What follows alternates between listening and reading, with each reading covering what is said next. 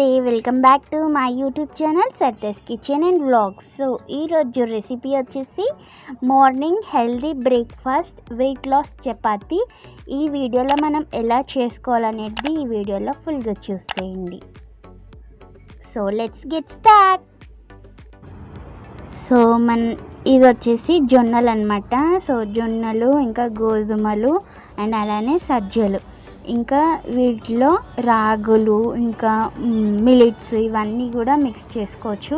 ఇక్కడ మమ్మీ గోధుమలు, జొన్నలు, సజ్జలు, ఇంకా మిలిట్స్, ఇంకా రాగుల ప్లేస్లో రాగి పిండి మిక్స్ చేసుకుంటున్నాను అనమాట.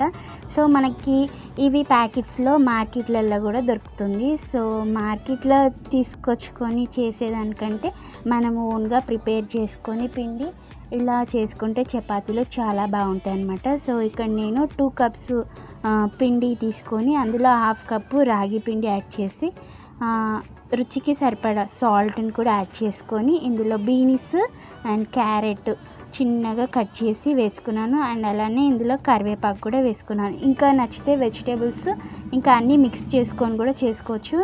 నేనైతే ఈ రెండింటిని యాడ్ చేశాను అనమాట. ఇందులో హాట్ వాటర్ వేస్తూ తడుపుకోవాలి.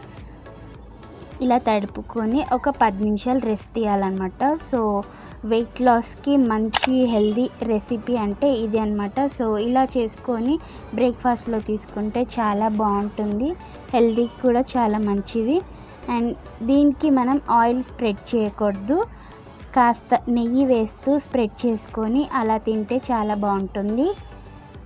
సో మనకి ఈ చపాతీలో కర్రీసే కానీ అండ్ పెరుగు లేదంటే నార్మల్గా కూడా తీసుకోవచ్చు, చాలా బాగుంటుంది, హెల్త్కి కూడా చాలా మంచిది.